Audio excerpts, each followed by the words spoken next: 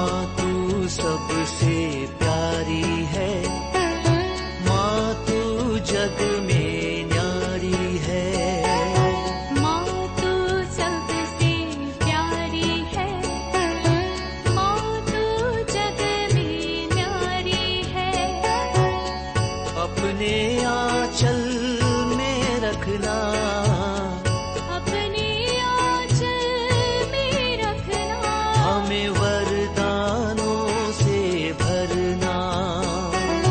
माँ तू सबसे प्यारी है, माँ तू जग में न्यारी है।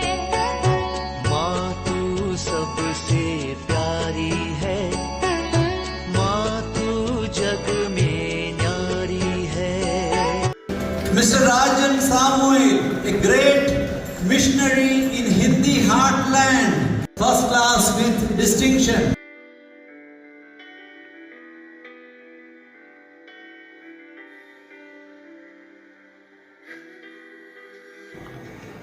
पिता, पुत्र और पवित्र आत्मा के नाम पर आमीन। आप सबों को जय यीशु।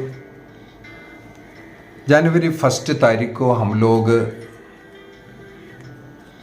माता मरियम ईश्वर की माँ है, इसका पर्व मनाते हैं। सोलमनिटी ऑफ मेरी the Holi mother of God, Theotokos. तो ये पर्व ईश्वर की माँ है। जनवरी 1 तारीख को माता मरियम को ईश्वर की माँ के रूप में स्वीकार करते हुए हम पर्व मनाते हैं। इस पर्व को आदिम काल से लोग माता मरियम को ईश्वर की माँ ही बुला के आए हैं और विश्वास करके आए हैं। इसका मतलब ये पर्व कुछ नया पर्व नहीं है। आदिम क्रिश्चियनिटी का जो शुरुआत से लेकर के माता मरियम को ईश्वर की माँ का ही स्थान सम्मान देते हुए आए। उसका कई उदाहरण मुझे पढ़ने के लिए मिला है। संत इग्नेशियस ऑफ एंटियोक, एंटियोक का संत इग्नेशियस, उनका मृत्यु AD 107 में, पहली सदी का है। वो अपने जो किताब में लिखा है, ईश्वर मनुष्य बनकर के मरियम में निवास किया, इसलिए मरियम ईश्वर की मां, थियोटोकोस। और AD 217 में हिप्पोलिटस इसी प्रकार कहते हैं, ईश्वर मांस धारण कर इस दुनिया में आया। किस व्यक्ति में आया? जिसमें कोई कलंक, कोई पाप नहीं है। ऐसे ईश्वर को धारण करने वाली मरियम में निवास किया करके, स्पॉटलेस एंड गॉड बेरर।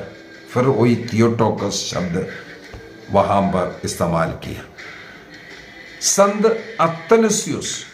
अतनसियुस का जीवन काल है AD 296 से लेकर के 373 तक। वो अलेक्जेंड्रिया के पैट्रियार्क तक बन गया, महान संत आज संत अतनसियुस। वो भी माता मरियम को ईश्वर की माँ यही स्थान देता था। कई पत्र लिखे ऐसा। और उनका जो पूर्व में जो अलेक्जेंड्रिया का जो पैट्रियार्किस, जिनका नाम है अलेक्जेंडर, वो भी यही अनेकों बार इसको, उस शब्द को इस्तेमाल किया। उसके पीछे का कारण है, उस पीरियड में नेस्टोरियन, जो हमें मालूम है नेस्टोरियन पाषंडता, ये फैला रहा था। तो उसके खिलाफ उस समय पर अलेक्जेंड्रिया का बिशप अलेक्जेंडर को उसके खिलाफ बोलना पड़ा, लिखना पड़ा है। और इस कारण एफेसुस में 431 में एफेसुस में एक सिनड बुलाया गया, महासभा। उस एफेसुस महासभा में यह निर्णय किया कि माता मरियम थियोटोकस है, क्योंकि मरियम के गर्भ में जो शरीर धारण करने वाला ईश्वर का वचन जो शरीर धारण किया, इनकारनेशन हुआ, वो ईश्वर है। इस कारण उस ईश्वर की मां है। इसके द्वारा मरियम की कुछ आराधना पूजा करने के लिए या उनको ईश्वर के बराबर करने के लिए ये सब नहीं, ये सब झूठी शिक्षाएं, ये जो पाषंडी लोग उसको फैला रहा है।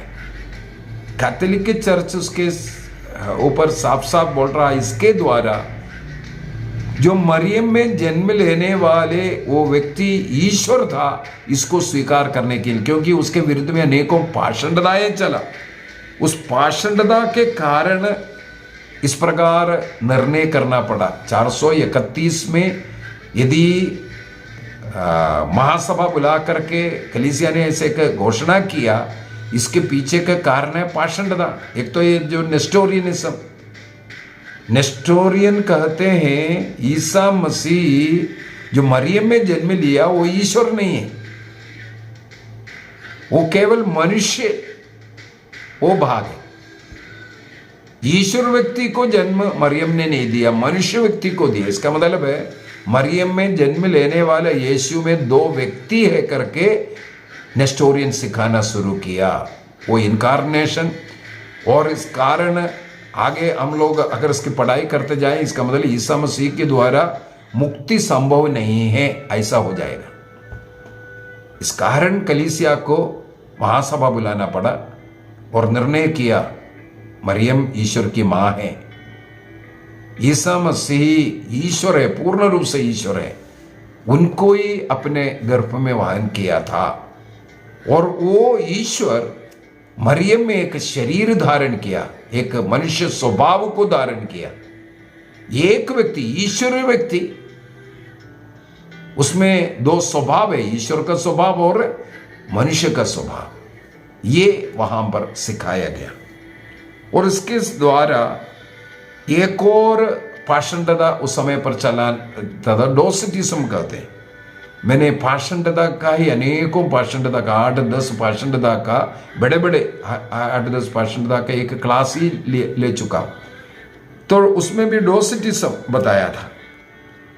वो ईश्वर जो मनुष्य का रूप, मतलब एक प्रकार का एक ड्रामा नाटक है, सचमुच में ईश्वर नहीं है मरियम में जन्म लिया, वो एक ऐसा छाया आपको दिखाया, हाँ जन्म ले रहा है करके, वो दिखाने के लिए। इस प्रकार सिखाने वाला पाषंडता है डोसिटिज्म। ऐसा भी सिखा कर अनेकों लोग उसके पीछे गया। दूसरा एक और है अडोप्टनिज्म बोल करके, अडोप्ट किया। ईश्वर ने मनुष्य का वो रूप ईसा मसीह उसको अडोप्ट किया। कई लोग ये सिखाना शुरू किया, जब ईसा मसीह मरियम में जन्म लिया तो वो मनुष्य था, और जब बपतिस्मा ग्रहण किया तब पवित्र आत्मा उतर करके उस ईश्वरीय रूप आया। इसके बाद उन्होंने जो कुछ किया पब्लिक लाइफ, देखो ईश्वर का रूप उस समय पर आया, उससे पहले वो मनुष्य था बोल करके। कितना पाषंडताएं इस प्रकार फैल गया। इस कारण कलीसिया को 431 में एफेसुस में महासभा बुला करके निर्णय करना पड़ा, माता मरियम थियोटोकोस है। नेस्टोरियन बोला नहीं, क्रिस्टोटोकोस बोलो, क्रिस्त के जो मां बना है कर करके। लेकिन कलीसिया ने बोला नहीं, थियो, ईश्वर की मां, यही शब्द, क्योंकि ईसा मसीह जो जन्म लेने वाला प्रभु है वो ईश्वर है इस कारण। और उसके लिए बहुत ही सुंदर एक एग्जाम्पल हम लोग स्वयं बोल सकते हैं। हम लोग भी अपने माँ के गर्भ में 9 महीने रह करके जन्म लिया है। एक सवाल यही पूछना है, अनेकों लोग हमारे इस चैनल के अंदर भी इसके खिलाफ बताते हैं, क्योंकि उन लोग सब वो पाषंडता में पड़ा हुआ है। उनके चर्च में ये पाषंडता सिखाता है, क्योंकि पाषंडी कलीसिया है। इस कारण ऐसा पाषंडता सीख करके हमारे इसमें टिप्पणी करते हैं। कैसे मरियम एक मनुष्य ईश्वर की मां बन सकता है? क्योंकि अक्ल, ज्ञान, प्रज्ञा की कमी के कारण। अभी इसको समझने के लिए हम लोग भी एक मां के गर्भ में जन्म लिया। एक मनुष्य में शरीर है और एक आत्मा है। ध्यान से सुनना, एक मनुष्य में एक शरीर है और एक आत्मा है। हमारे माता पिता हमारे जन्मदाता जननी है। हमारी मां के गर्भ में हम लोगों को शरीर मिला, मां से एक शरीर मिला है। और माता पिता का जो भी है उसके अंदर जो हार्मोन है सब मिलकर के पिता का 23 क्रोमोसोम और माँ का 23 क्रोमोसोम, ये सब मिलकर के 46 क्रोमोसोम का एक मनुष्य हम लोग बन गया। पिता का 23 क्रोमोसोम और माँ का 23 क्रोमोसोम, ये दोनों मिलकर के 46 क्रोमोसोम में एक मनुष्य का रूप बनता है। इसका मतलब माता पिता ने हमें एक मनुष्य बनाया। इस मनुष्य का शरीर माँ से बना, और वो आत्मा कहाँ से आया? वो भी माँ से आया है। मैं एक मनुष्य हूं, मेरे माँ ने मुझे ये शरीर, मेरे माता पिता ने के कारण मुझे ये शरीर मिला। तो मेरा सवाल है, आत्मा? बस इतना अगर आपको समझ में आ गया है तो हमें ईसा मसीह का इनकारनेशन को यहां फिट कर दो। बस सीधी सी बात। मरियम में जो जन्म लेने वाला जो व्यक्ति है, ईश्वर का अनादि अनंत ईश्वर के साथ रहने वाला, उस इटर्नल वर्ड ऑफ गॉड, वचन मांस धारण किया,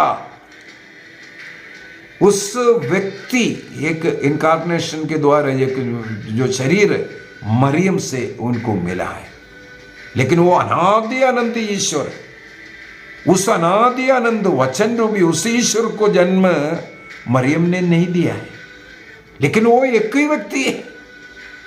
एक व्यक्ति होने के कारण वो अनादि अनंत ईश्वर यहां शरीर धारण किया। इसका मतलब मरियम में एक व्यक्ति ही जन्म लिया है, जो अनादि अनंत काल से था, यहां पर शरीर धारण किया। इसीलिए कलीसिया सिखाते हैं वो पूर्ण मनुष्य और पूर्ण ईश्वर था। उस ईश्वरीय स्वभाव मरियम से नहीं मिला, जैसे मुझे मेरे आत्मा ईश्वर से मिला, मेरे माता पिता से मुझे शरीर मिला।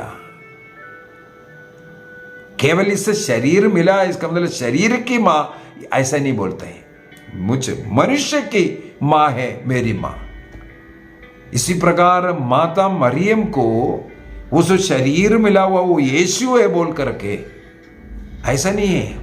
वो जो ईश्वरीय गुण और जो मनुष्य का, वो दोनों एक व्यक्ति, एक मनुष्य, दो मनुष्य नहीं, लेकिन दो स्वभाव हम बोल सकते हैं। एक मनुष्य का स्वभाव और ईश्वर का स्वभाव। उस एक मनुष्य में, वो एक व्यक्ति में दो स्वभाव था। इसीलिए बाइबल का कई लोग पूछ रहे हैं कहां बाइबल में लिखा हुआ है मरियम ईश्वर की मां है करके, कहां लिखा हुआ है? तो उल्टा एक ही सवाल है, बाइबल के अंदर पवित्र तृत्व वो कहां लिखा हुआ है?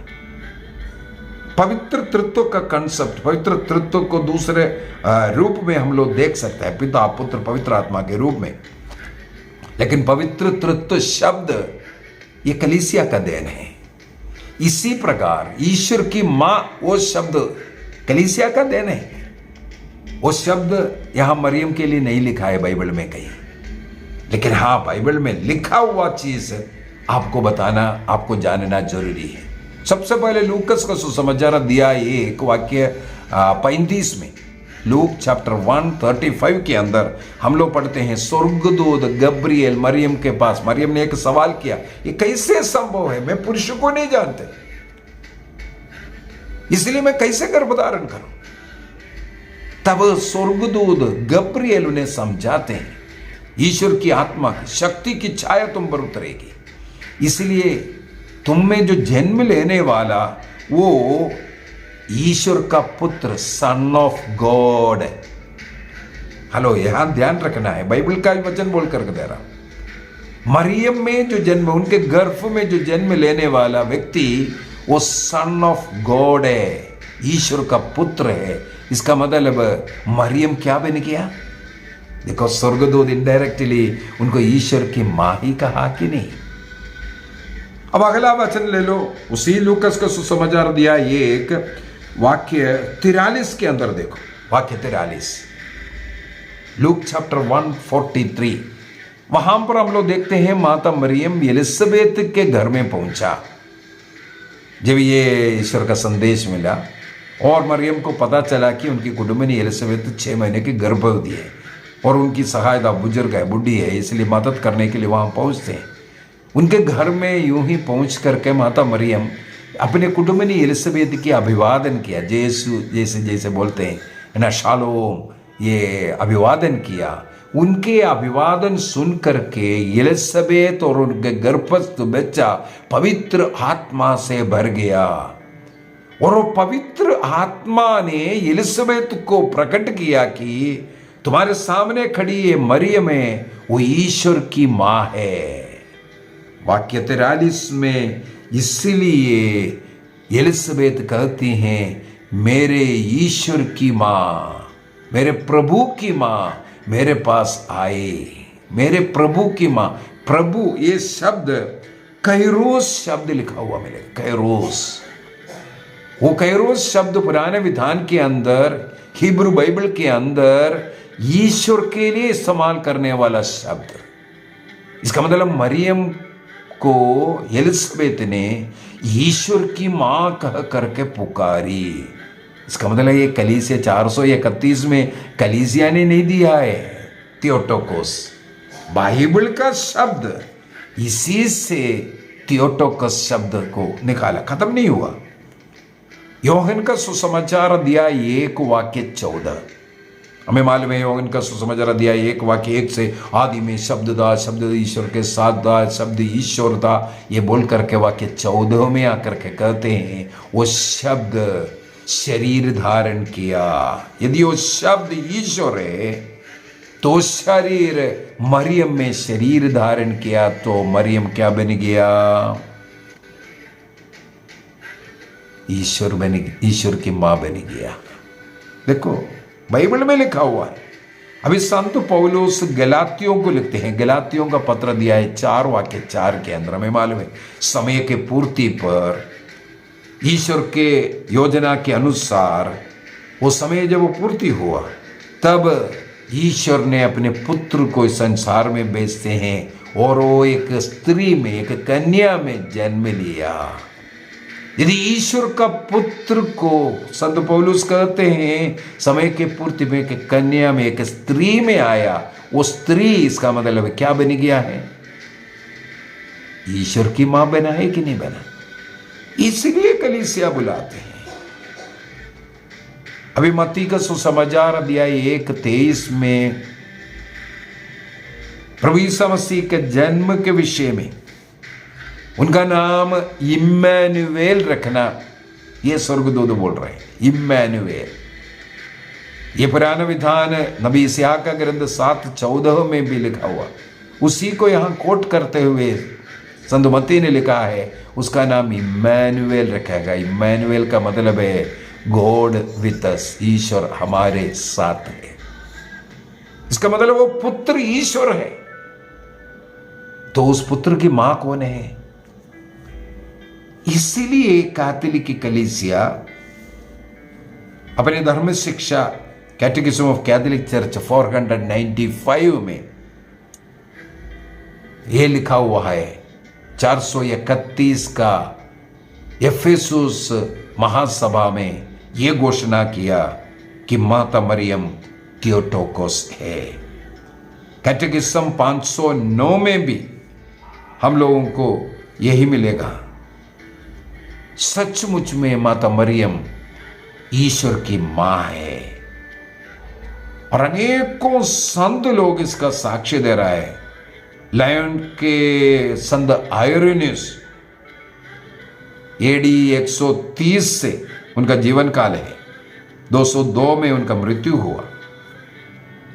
उनके द्वारा एक नया ईश शास्त्र हम लोगों को मिलता है, और मरियोलॉजी में भी उसको हम लोगों को पढ़ने के लिए मिलता है। मरियोलॉजी जब पढ़ते हैं तो उसमें भी ये सिखाते हैं।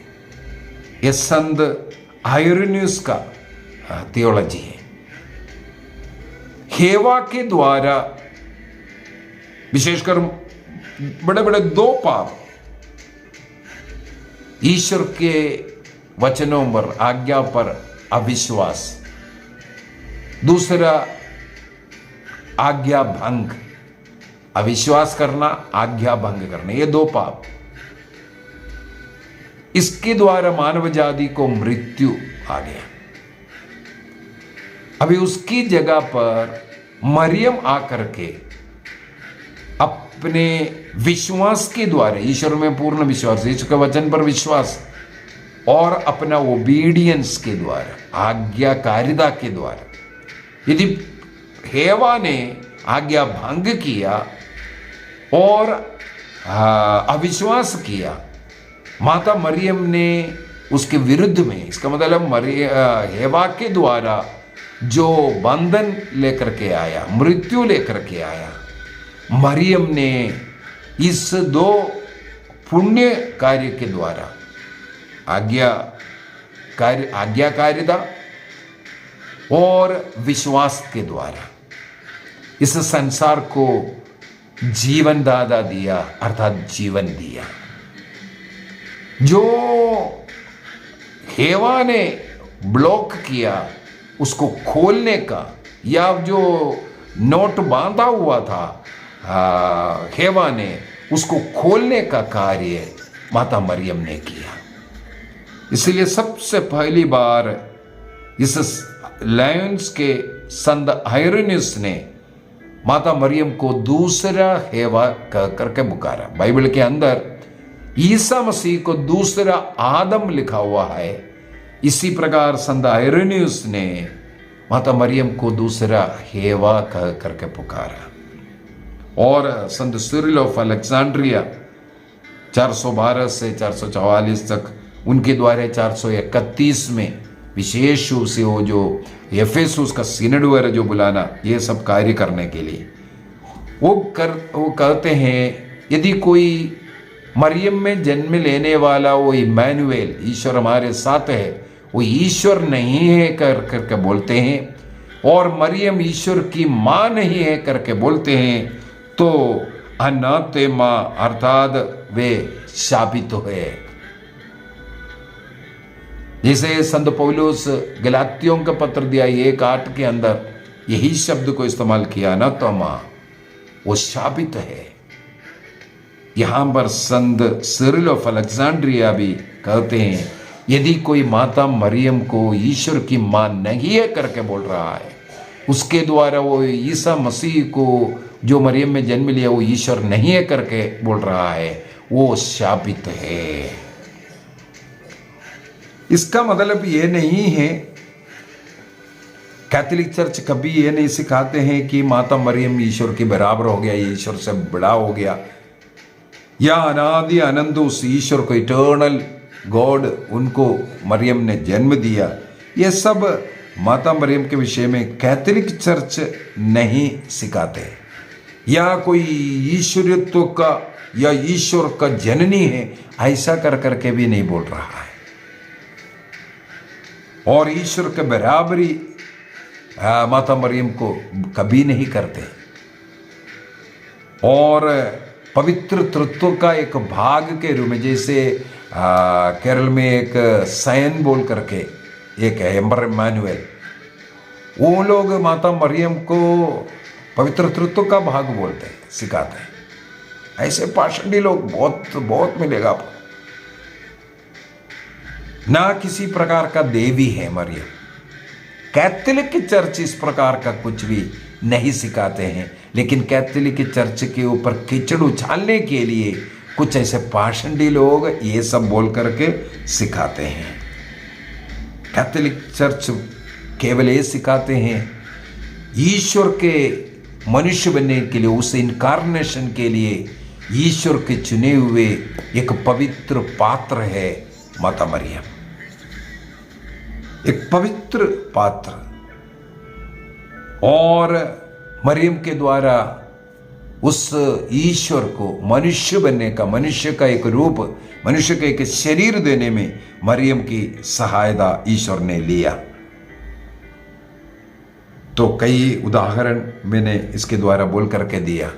तो आज हम लोग नए साल शुरू कर रहा है 2026, और माता मरियम को ईश्वर की माँ के रूप में स्वीकार करते हुए, उनका पर्व मनाते हुए, माता मरियम के उन गुणों को, विश्वास का, विशुद्धि का, विनम्रता का, इन गुणों को अपनाते हुए एक नए मनोभाव, नए जीवन, नए आशीष ईश्वर से ग्रहण करते हुए माता मरियम का हाथ पकड़ करके हम भी चलेंगे और बोले, प्रणाम मरिया, कृपापूर्ण प्रभु तेरे साथ है, धन्य तू स्त्रियों में और धन्य तेरे गर्भ का फल यीशु। हे संत मरिया, परमेश्वर की माँ, प्रार्थना कर हम पापियों के लिए, अब और हमारे मरने के समय। आमीन। पिता, पुत्र और पवित्र आत्मा के नाम पर आमीन। आप सबों को जय यीशु, नए साल मुबारक हो।